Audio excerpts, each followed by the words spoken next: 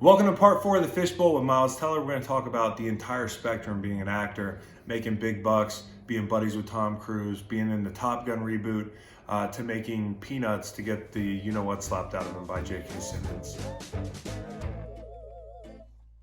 What's that like working with Tom Cruise? Tom's, he actually kind of reminds me of my grandpa. He's very old school. He's all about, show up, be there early, work hard. He's big on manners. That's just the type of guy he is. But he's also that dude that, he can fly a plane. He can, ride a sports car. He can fix your car. He's just this old school kind of man's man who's just a movie-making machine, incredibly talented. He doesn't age.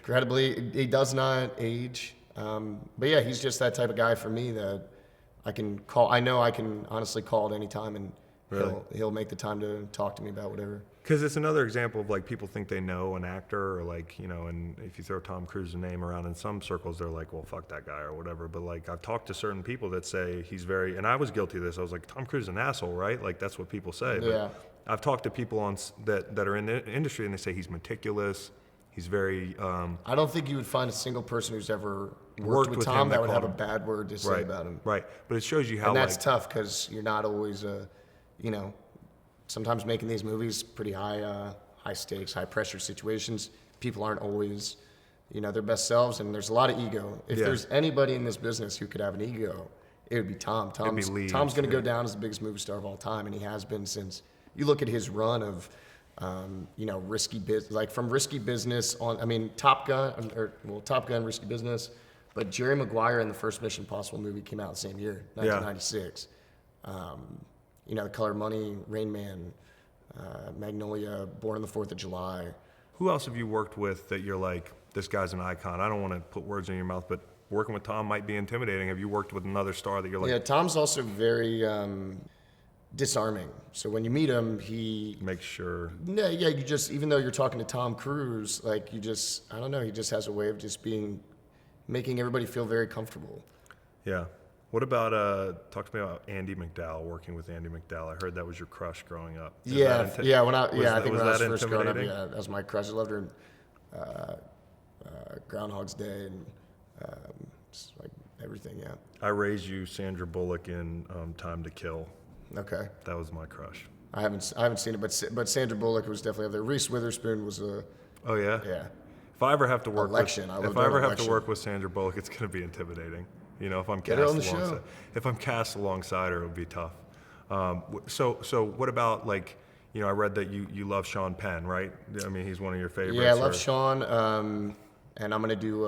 He's directing a movie that I'm gonna do a week. I'm gonna do some time on. Yeah. How's working with those guys? Is it ever intimidating? Is there somebody you've worked with that you were like, fuck, I'm starstruck, or it's a little nerve-wracking? I think, definitely earlier on in my career, and there's not that you don't get starstruck, but you feel more comfortable in what you can do.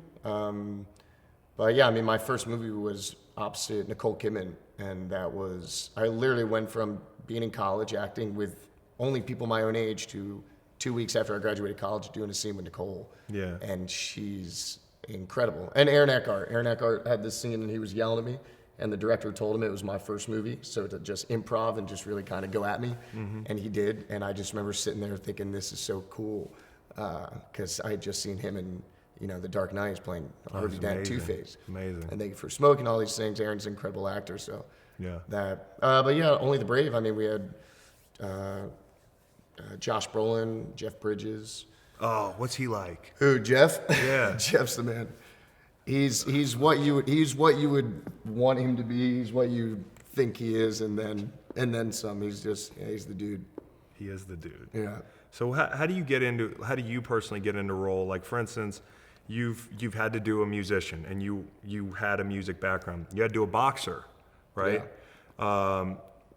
What's harder, doing a boxer or a musician, and what do you have to do to get into a role where there's some specialized angle to it? Well, a lot of the time for me, I don't have a lot of prep necessarily for a movie. Mm-hmm. Oftentimes I can kind of strategically plan out, I want to do this movie at this point, and then I'm going to take a couple months off, and then I'm going to do this. But generally for me, whenever I felt like I needed to take a little time off, is when something really great comes along. And what am I going to say? Like, I'm tired, give it to this next guy. So for Whiplash, I only had 2.5 weeks.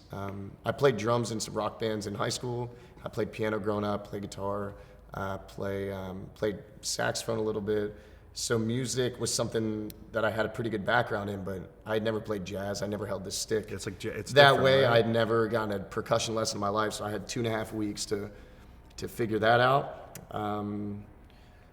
Playing Vinny Paz and Bleed for This, that was tough just because I was in like funny friend shape is how I described it for that. Yeah. So I think when I got I did all my test results and shit, and I think, yeah, the doctor was like, oh, you're 19% body fat. I was like, Not bad. what? A fifth? Not bad. A fifth of my body? It could be healthy fat. That's a, no, this was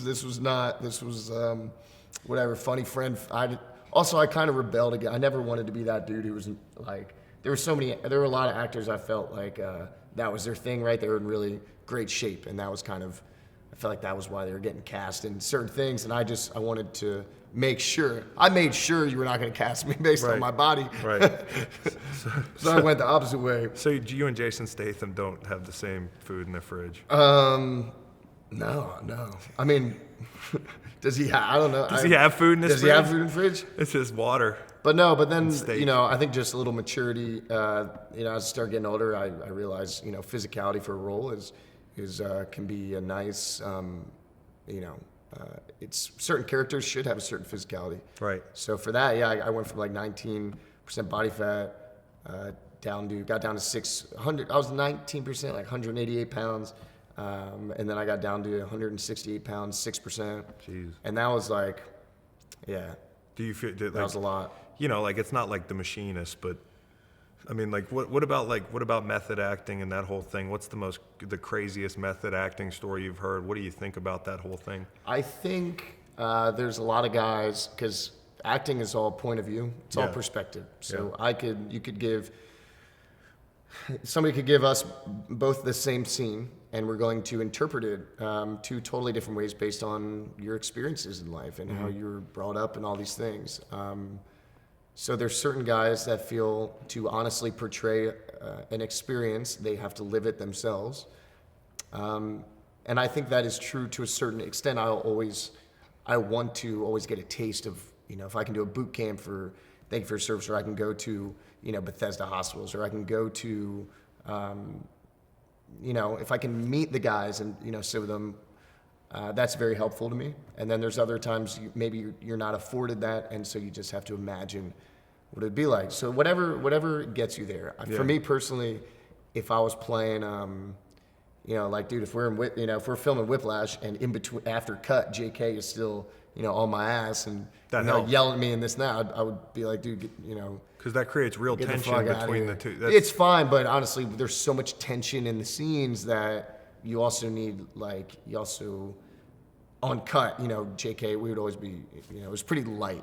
Really? It was a very light, the scene works intense, but in between takes, we're cracking jokes. Yeah. Usually talking baseball. Really? That's fucking crazy. Sorry to disappoint me. I'm imagining him just smacking the shit out of you once they see cut, and he's just like, fuck you, man, and then the next scene you're still mad. No, when he slaps me, actually, and I think when I watch the movie, I think when he slaps me, you can almost see a slight smile. Really? Because it was just absurd. We were doing a bunch of fake slaps and it wasn't working, and the director asked JK, he's like, dude, you cool getting slapped? I was like, yeah, you just want to get the shot. You cool getting slapped, bro? So he I'm fucking cool getting slapped. Yeah, I'm fine, man. Just, as long as I'm not in a F-18 right now, I'm good. That's fucking crazy, by the way. Yeah. Did you puke? I never puked. Which I think some guys are just kind of born with a tolerance for it. You were born to take a lot of G's. I can take a lot of G's, but also I partied a lot growing up. Yeah. So, I gotta things are spinning this and that. I'm like, I'm good. So a bong hitting an F-18, it's the same No, but thing. it is no joke. We were at the point where, because there's no green screen. So we were at the point where, these Top Gun pilots, basically the Navy was pushing them. And obviously everything they're doing, they felt comfortable doing. But it was to the point where I would just, I would basically just be in the back seat, and these guys would be out there going as aggressive and as hard as they can because this movie is representing our naval aviators to the entire world, and these guys are representing, their own. Is it really hard to make a sequel? I mean, is that the hardest thing to do as far as because there's so much buildup? The pressure seems to mount. Like a series is. Yeah, no, and I think that's the benefit of working with Tom. Mr. Tom Cruise!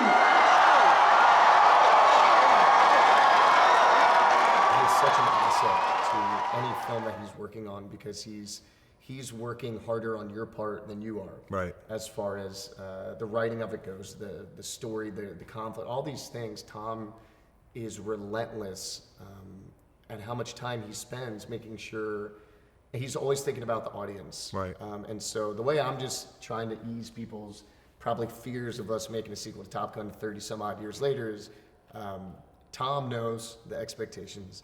Tom has no real reason. He does not need to make a sequel to Top Gun.